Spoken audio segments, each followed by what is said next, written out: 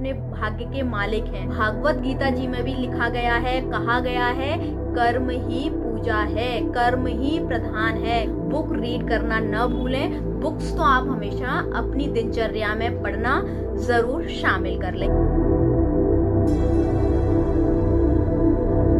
नमस्कार दोस्तों, मेरे YouTube चैनल में आपका स्वागत है। कैसे हैं आप? आई होप आप सब लोग बहुत अच्छे होंगे, और अगर अच्छे नहीं भी हैं तो इस चैनल को वॉच करते जाइए, धीरे धीरे अच्छे भी हो जाएंगे।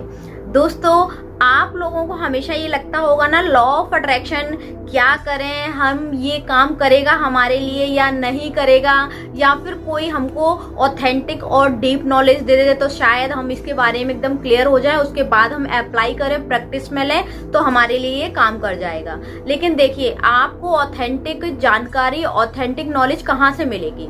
देखिए, आप जब भी बुक्स पढ़ना शुरू करते हैं ना, किसी भी तरह की, आपको अगर जिस सब्जेक्ट में नॉलेज चाहिए, जिस चीज की आपको जानकारी चाहिए, आप उससे रिलेटेड बुक्स पढ़ना शुरू कर दीजिए। यकीनन बुक्स देखिए कभी झूठ नहीं बोलेंगी।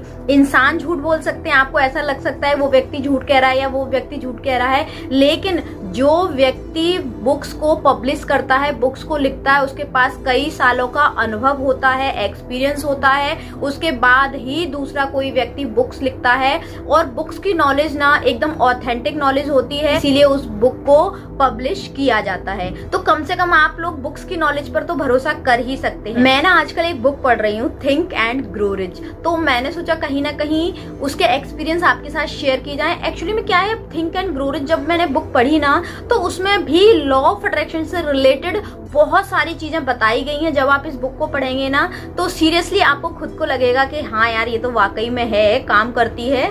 तो इसीलिए मैंने सोचा कि आपके साथ इसकी थॉट्स शेयर की जाएं। इस बुक में लिखा हुआ है, देखिए ऐसी दिखती है ये बुक। आपने, हो सकता है जिस व्यक्ति ने पढ़ी होगी, इतनी मोटी भी नहीं है, इसकी थिकनेस भी मतलब नॉर्मल है, आप इजीली इसको पढ़ सकते हैं। कई बार क्या होता है, बुक की ना थिकनेस देख के ही हम डर जाते हैं, हमको लगता है यार ज्यादा मोटी हमसे नहीं पढ़ी जाएगी। तो इतनी मोटी भी ऐसी बुक नहीं है, ये नॉर्मल बुक है, ज्यादा पेजेस की भी नहीं है। तो आप इजीली अगर आप इसको पढ़ना चाहें ना तो पढ़ सकते हैं। One of the best book है ये। सीरियसली आप पढ़ेंगे ना तो यकीनन लाइफ चेंजिंग बुक है। कई लोगों ने इसको रिकमेंड भी किया है, आपने कई वीडियोस में भी सुना होगा कि think and grow rich, think and grow rich. तो यकीनन आपको भी ये बुक जरूर पढ़नी चाहिए। इसमें एक कोट दिया हुआ है इस बुक में, आप अपने भाग्य के मालिक हैं। आप अपने वातावरण को प्रभावित, निर्देशित और नियंत्रित कर सकते हैं। आप अपने जीवन को वह बना सकते हैं जो आप इसे बनाना चाहते हैं। देखिए, कहीं ना कहीं इसमें ऑथर ने इसी बात का जिक्र किया है कि सारी चीजें, हर चीज आप पर डिपेंड करती हैं, किसी दूसरे व्यक्ति पर डिपेंड नहीं करती हैं। आपके विचार, आपकी थॉट्स, आपकी फ्रिक्वेंसी, आपकी वाइब्रेशन, हर चीज आप ही हैं। अगर आप अपने आप को बदलना चाहते हैं, आप अपने माहौल को बदलना चाहते हैं, आप अपने हालात को बदलना चाहते हैं, तो यकीनन कहीं ना कहीं आपको अपने अंदर ही काम करना पड़ेगा, आपको अपने अंदर ही बदलाव लाने पड़ेंगे।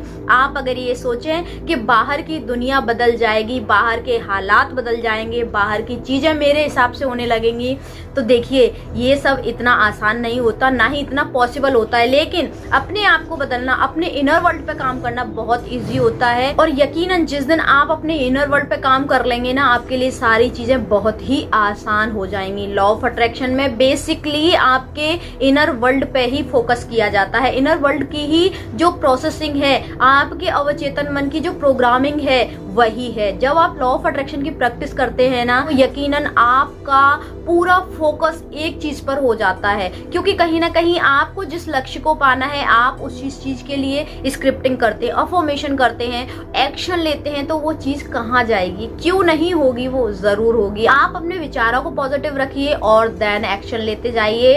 यकीनन आपके लिए ये सारी चीजें काम जरूर करेंगी। और अगर हो सके तो, पॉसिबल हो तो आप इस बुक को जरूर पढ़ें। Think and grow rich book है आपके लिए, यकीनन आपकी लाइफ के लिए बहुत बहुत बड़ा मेजर चेंज लेके ये बुक आ सकती है। वाकई में मैं तो बुक पढ़ने की बहुत शौकीन हूँ, तो मैं हमेशा बुक पढ़ती हूँ। इस बुक को मैं एक बार पढ़ चुकी हूँ, ये बुक मैं दोबारा पढ़ रही हूँ, क्योंकि कहीं ना कहीं कई बार ऐसा होता है कि जब हम पहली बार बुक पढ़ते हैं तो कुछ ना कुछ चीजें मिस हो जाती हैं। हमारा ना ह्यूमन जो दिमाग होता है ना, वो चारों तरफ दौड़ता रहता है, कभी कहीं कभी कहीं कभी कहीं, तो कहीं ना कहीं इस बुक में से कुछ चीज छूट तो नहीं गई है। तो मुझे यही लगा, इसीलिए मैंने इस बुक को दोबारा पढ़ना शुरू किया और मैं अभी इस बुक को दोबारा पढ़ रही हूँ। और इसका जो अभी मैंने कोट आपको बताया ना, आप अपने भाग्य के मालिक हैं, तो सीरियसली आप इस बात को ध्यान रखिए। आप अपने जीवन में कुछ भी बदलाव कर सकते हैं, क्योंकि भागवत गीता जी में भी लिखा गया है, कहा गया है, कर्म ही पूजा है, कर्म ही प्रधान है, कर्म करते जाइए, फल की इच्छा मत करिए,